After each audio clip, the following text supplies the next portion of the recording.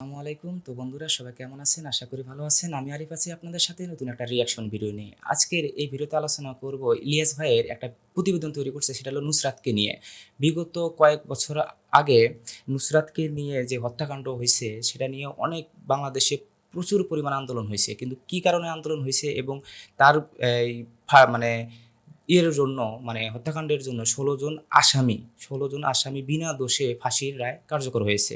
তো কেন ফাঁসির রায় কার্যকর হলো তা নিয়ে আজকের এই প্রতিবেদন তৈরি করছে ইলিয়াস ভাই। তো বন্ধুরা কোনোভাবেই ভিডিওটা স্কিপ করে দেখবেন না, পুরো ভিডিওটা দেখার জন্য অনুরোধ করছি। তো চলুন বন্ধুরা ভিডিওটা শুরু করা যাক। একটি লাশ নিয়ে বাণিজ্যের খবর জানাবো, যে লাশের উপর ভর করে পুরো পরিবার হয়েছে কোটিপতি। নুন আনতে পান্তা ফুরোনো সেই পরিবারের সকলেই আজ সচ্ছল। পরিবারের এক সদস্যের মৃত্যুতে যেন পুরো পরিবারের চেহারা বদলে গেছে। বোনের মৃত্যুতে শোকের বদলে সুখ আর স্বাচ্ছন্দ্য নেমে এসেছে ভাইদের পরিবারে। আমি আমি এই ভিডিওটি দেখার আগে একটা কথা বলবো, সেটা হলো কি ইলিয়াস ভাইয়ের এই নুসরাতকে নিয়ে একটা প্রতিবেদন তৈরি করা আছে। তো আপনারা চাইলে ওখান থেকে এই প্রতিবেদনটা দেখে আসতে পারেন। কারণ যদি আপনারা ওই ভিডিওটা না দেখেন তাহলে এই ভিডিওটা আপনারা কিছু বুঝবেন না। কারণ ইলিয়াস ভাই ওখানে তুলে ধরছিল যে আসলে নুসরাতকে খুন করা হয়েছে না নুসরাত নিজে আত্মহত্যা পথ বেছে নিছে। কেরাসিন গায়ে যে সে নুসরাত আসলে কি কেউ কি মারতে চাইছিল, না নুসরাত নিজ ইচ্ছায় সে আত্মহত্যা করতে চাইছিল। তা নিয়ে একটা ভিডিও আছে ইলিয়াস ভাইয়ের ইউটিউব চ্যানেলের লিঙ্ক ভিডিও ডিসক্রিপশনের মধ্যে দিয়ে রাখবো। ওখান থেকে আপনারা আগে ওই ভিডিওটা দেখবেন, তাহলে এই ভিডিওটার সারাংশ বা সারমর্ম সবকিছুই আপনারা বুঝতে পারবেন। বসেছে পুলিশের নিরাপত্তা, রাষ্ট্রের উচ্চপদস্থ লোকজনের সাথে উঠা বসার সুযোগও হয়েছে এক লাশের বিনিময়ে।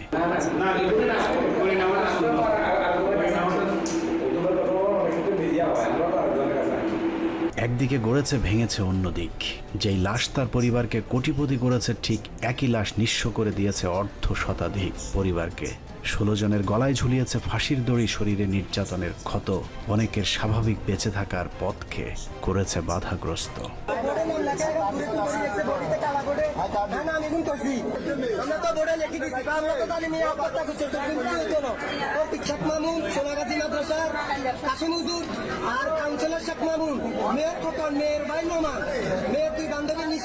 ফেনীর সোনাগাজীর নুসরাতের কথিত হত্যাকাণ্ডে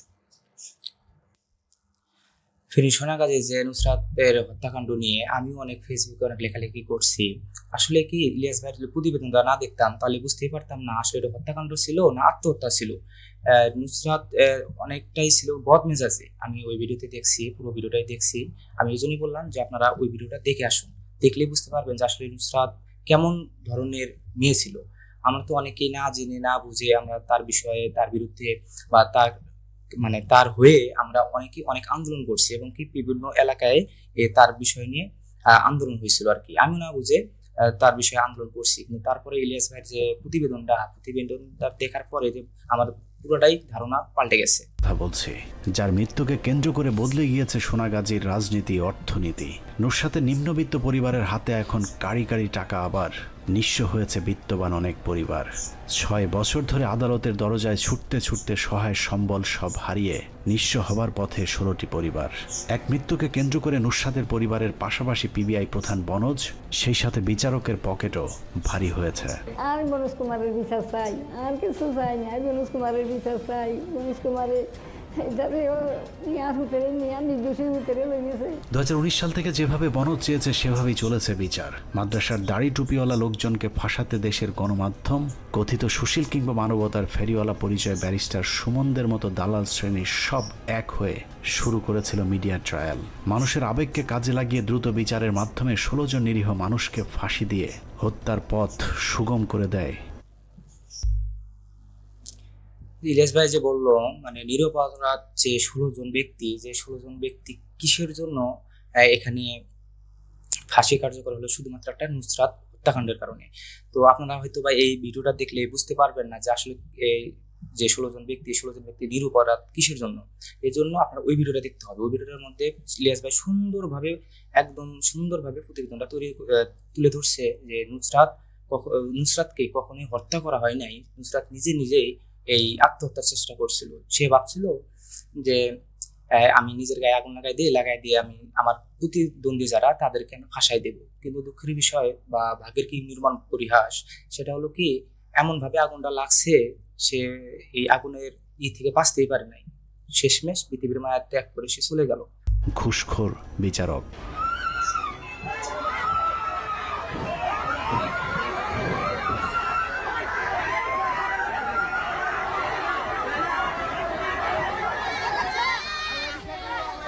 কি আহাজারি করতেছে ওরা।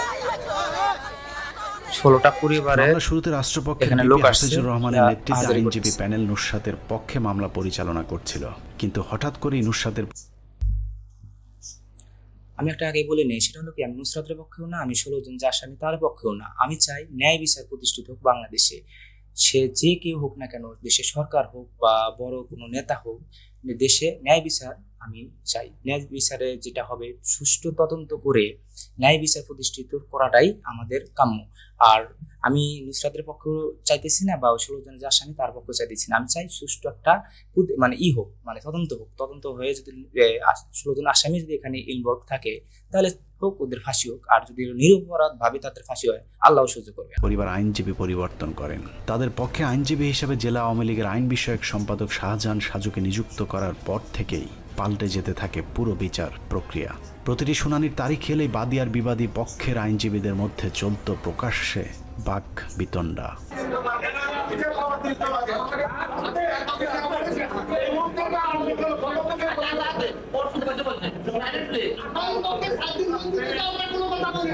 নুসরাতের পরিবারের নিয়োগ করা আইনজীবী আওয়ামী লীগ নেতা শাহজাহান সাজুর গোপনে রেকর্ড করা কিছু বক্তব্য আমাদের হাতে এসেছে, যেখানে সাজু নিজেই স্বীকার করেছেন এই মামলার খুব বেশি চেষ্টা করা হলেও 4 জনকে কিছুটা সাজা দেয়া যেত, বাকিরা সবাই খালাস পাবার কথা।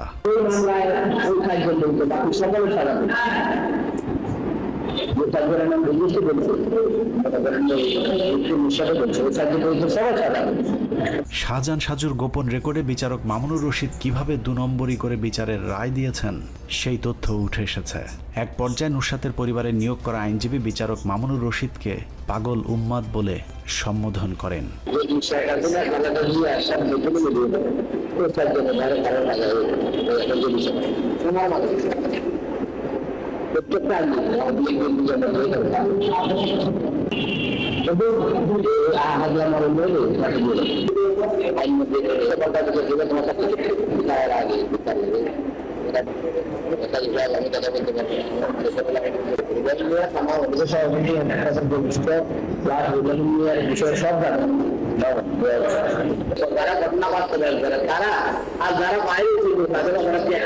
সবকিছু ঠিকঠাক থাকলে এতদিনে সবার ফাঁসি হয়েও যেত, কিন্তু মাঝে বাধা হয়ে দাঁড়ায় টিম 15 মিনিটস।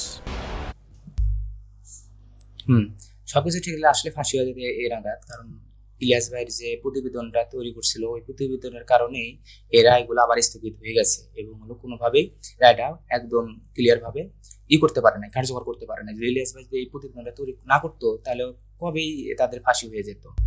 আদাসা বোরকা এটা নিয়ে মনে হয় এক ধরনের অ্যালার্জি আছে। বুকের সাথে লটকিয়ে তার মাজা ভাঙাতে আরমানিয়া সম্পূর্ণ নির্দোষ। শরীরের পুরো জামা কাপড় খুলি ইলেকট্রিক শর্ট দিয়ে 2022 সালে 15 মিনিটসে তুলে ধরা হয় একটি আত্মহত্যাকে কিভাবে হত্যার নাটক সাজিয়ে সোনাগাজী বাসীর উপর নৃশংসতা যায়। আমি যে একটু আগে যে বলছিলাম যে প্রতিবেদনটা তৈরি করছিল, আপনারা ওখান থেকে ওই প্রতিবেদনটা দেখে আসবেন, তারপরে সম্পূর্ণ আপনাদের সব ভুল ধারণা ভেঙে যাবে। ওই প্রতিবেদনটা, একটা প্রতিবেদনটা দেখলে। চালিয়েছে পিবিআইয়ের মনোজ কুমার। মিথ্যা স্বীকারোক্তি আদায় করে। আমি মনোজ কুমারের বিচার চাই। এই যে মিথ্যা রিপোর্ট দাখিল করা হলো, আত্মহত্যাকে হত্যা হিসাবে সাজিয়ে দেওয়া হলো, সেজন্য মনোজ কুমারের বিরুদ্ধে আইনানুগ ব্যবস্থা গ্রহণ করা হলো। সেই অনুসন্ধানে যা তুলে ধরা হয়েছিল সেখানেই নুসরাত হত্যা নাটকের শেষ পর্ব হতে পারত, কিন্তু হয়নি, কারণ তখনকার রাষ্ট্রটাই চলত মনোজ কুমারদের ইশারায়। ন্যায় বিচার নিশ্চিত না করে উল্টো আমার বিরুদ্ধে 3টি উদ্দেশ্যমূলক মামলা করা হয়েছিল। এই প্রতিবেদনটা তৈরি করার ফলে ইলিয়াস ভাইয়ের উপরে 3টা মামলা দিয়ে দিয়েছিল আর কি পিবিআই, যে ইলিয়াস ভাই নাকি এটা ভুল তদন্ত করছে, বা নুসরাতকে নিয়ে কেন এত মাতামাতি করলো, বা 16 জন আসামির পক্ষে সে কেন কথা বললো, এই নিয়ে তার নামে মামলা করছে আর কি। আমি বাদী হয়ে গত 30/9/2022 তারিখে সোনাগাজী মডেল থানায় তার বিরুদ্ধে একটি সাধারণ ডায়েরি করি। বনজদের রাজত্বে নতুন রাজা এসেছে, কিন্তু রাজ্য চলছে আগের মতোই। ধান্দাবাজ বিচারকদের ধান্দাবাজির কারণে দীর্ঘ 9 মাসেও নিরীহ 16 জনকে এখনও মুক্তি দেওয়া সম্ভব হয়নি। বিশেষ আদালত আমার কাছে এটাই, যদি টাকার কাছে আইন বিক্রি হয়ে যায়, ন্যায় বিচার বিক্রি হয়ে যায়, তাহলে এর তুল্য পরা কপাল পৃথিবীর কোথাও নাই। বাংলাদেশে আছে যে টাকার কাছে ন্যায় বিচার বিক্রি হয়ে যায়। আমি চাই সুষ্ঠু তদন্ত করে ন্যায় বিচারটা প্রতিষ্ঠিত হোক। নুসরাত শাওনদের জামিন হয়, কিন্তু সোনাগাজীর নিরীহ 16 জনের ক্ষেত্রে জেরা সাক্ষী বাল ছাল করে চলছে সময় ক্ষেপণ, যে কারণে আবারও নুসরাত হত্যাকাণ্ড নিয়ে অনুসন্ধানে নামে টিম 15 মিনিটস। যে অনুসন্ধানে উঠে এসেছে আরও ভয়াবহ তথ্য।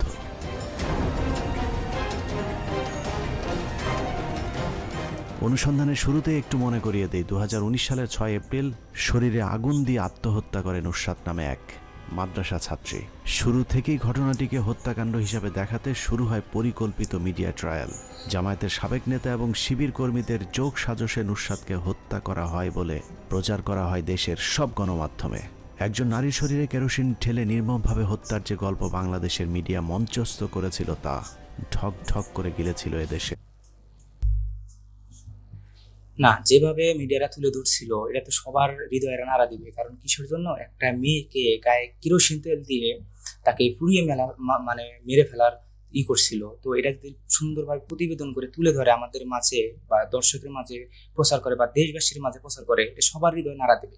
আমাদের হৃদয়ের নাড়া দিচ্ছিল এবং বিশেষ করে আমারও অনেকটা খারাপ লাগছিল। এবং নুসরাতের পক্ষে আমি ফেসবুকে হোক ইতে হোক আমি অনেক তীব্র নিন্দা জানাইছি।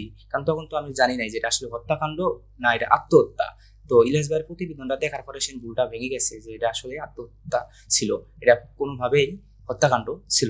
সাধারণ মানুষ মাদ্রাসা ছাত্রী নুসরাত হত্যা মামলায় 16 আসামির সবাইকে মৃত্যুদণ্ড দিয়েছে আদালত। বিশেষ করে চিহ্নিত কিছু গণমাধ্যমের সহায়তায় নুসরাতের আত্মহত্যাকে হত্যাকাণ্ড হিসাবে প্রতিষ্ঠিত করতে যে নাটক সাজানো হয়েছিল, সেই নাটকের শুরু থেকে শেষ পুরোটা পই পই করে বুঝি। তবে আমি আর একটা কথা বলিনি, সেটা হলো কি, নুসরাতের যে আসামিগুলো ছিল 16 জন আসামির মধ্যে একটা আসামি ছিল মেয়ে, তার বাচ্চা ছিল, মানে পেটে বাচ্চা না বা দুধের বাচ্চা ছিল, তাকেও আসামি করে জেলে পাঠানো হয়েছে। তো ছোট বাচ্চা যদি আমার মতে যেটা কি ছিল, যে পর্যন্ত বাচ্চা বুকের দুধ ছাড়ে নাই সে পর্যন্ত তাকে বাড়িতে রাখা উচিত ছিল। মানলাম সে অন্যায় করছে বা এই অপরাধের মধ্যে সে জড়িত ছিল, কিন্তু কি এই ছোট বাচ্চা সহকারে তাকে জেলে দেওয়া কোনোভাবেই ঠিক হয়নি।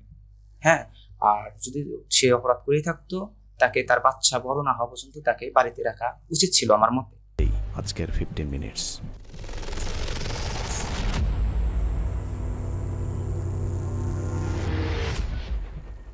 নাটকের শুরুতে বলা হয়েছে নুসরাতের মৃত্যুর দিন সোনাগাজী মাদ্রাসায় পরীক্ষা চলছিল। নুসরাত পরীক্ষা দিতে পরীক্ষার হলে যাওয়ার পর কেউ একজন এসে তাকে জানায় নুসরাতের এক বান্ধবীকে মাদ্রাসার ছাদের উপর পেটানো হচ্ছে। একথা জানার পর বিষয়টি সবার আগে শিক্ষকদের জানাবার কথা, কিন্তু নুসরাত কাউকে কিছু না জানিয়ে সুপারম্যানের মতো উড়ে যান ছাদের উপর। সেখানে যাওয়ার পর তিনি কাউকে বাঁচাতে পারেননি, উল্টো তার গায়ে কেরোসিন তেল ঢেলে আগুন। আপনারা খেয়াল করছেন কিনা জানি না, নুসরাতের যখন ভিডিওটা ভাইরাল হয় বা প্রতিবেদনটা তৈরি হয়, নুসরাতের কিন্তু একটা ছবি সব মিডিয়ার মধ্যে দেখানো হয়েছিল। কি কারণে নুসরাতের একটা ছবি সব মিডিয়ায় প্রচার করা হয়েছিল, ইলিয়াস ভাই সুন্দরভাবে ওই প্রতিবেদনে তুলে ধরছিল। ধরিয়ে দেওয়া হয়, আর তাতেই নাকি মৃত্যু হয় নুসরাতের।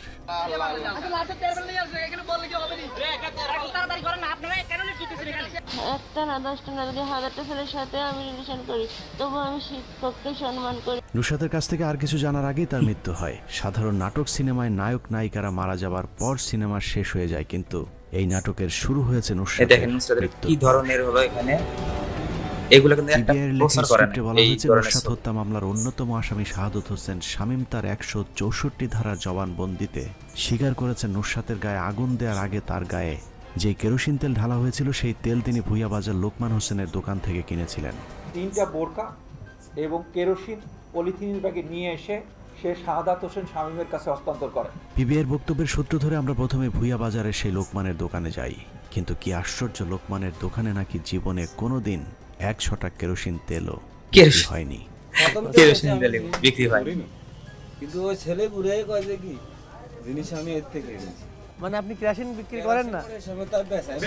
শামীমের কারণে আমি শামীমের যদি খালি কই লোকের তো আমি কেরোসিন বিক্রি করে না, আবার বলছে যে ঘোলাটা ঘুরে আমার দেখাইতে লোকমানের কাছ থেকে জোরপূর্বক বক্তব্য নেওয়ার আগে পিবিআই সোনাগাজী বাজারের আরেক মুদি ব্যবসায়ীকে চাপ দিয়েছিলেন। সেই ব্যবসায়ীকে কোনোভাবে রাজি করাতে না পেরে লোকমানকে বাধ্য করে পিবিআই।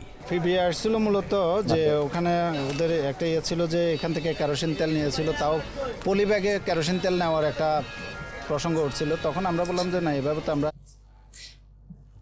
পলি ব্যাগে কেরোসিন তেল নিছে কেন? একটু মানে বোতলও ছিল না, কোনোভাবে বোতলটা ম্যানেজ করতে পারেনি, পলিথিনে সে কেরোসিন তেল নিয়ে গেছিল। তেল বিক্রি করা হয় না, বোতল আনবে, বোতলে কেরোসিন তেল দেওয়া হবে, তেল তো আর পলিতে দেওয়া হয় না। তো পরে পলিথিনে দেওয়া হয়। ওনারা একটু চাপাচাপি করার চেষ্টা করছে। আমরা ওই যে ফুটেজ দিয়েছিলাম ওনাদেরকে, পেন ড্রাইভে রেকর্ড করে দিয়ে দিলাম। ওনারা অনেকক্ষণ বসে বসে দেখলো যে না, এ জাতীয় কোনো কিছু নাই। নুসরাত হত্যাকাণ্ডে নাটক আকর্ষণীয় করতে কথিত হত্যাকারীদের ব্যবহৃত বোরকা উদ্ধারের শুটিং করা হয়েছিল। ঘটনার প্রায় মাসখানেক পর মাদ্রাসার পাশের একটি পুকুর থেকে একটি চকচকে নতুন বোরকা উদ্ধারের দাবি করা হয়েছিল। যে বোরকাটি পুকুর থেকে উদ্ধারের ঘণ্টাখানেক আগে পিবিআইয়ের একজন সদস্য ওই পুকুরে নামেন এবং কিছু একটা পুঁতে রেখে আসেন, যেটি স্থানীয় একজনের মোবাইলে ধারণও করা হয়েছিল। তার কিছুক্ষণ পরে পিবিআইয়ের দ্বিতীয় দলটি পুকুরে নেমে বোরকা উদ্ধারের নাটক সম্পন্ন করেন। পিবিআইয়ের উদ্ধার করা সেই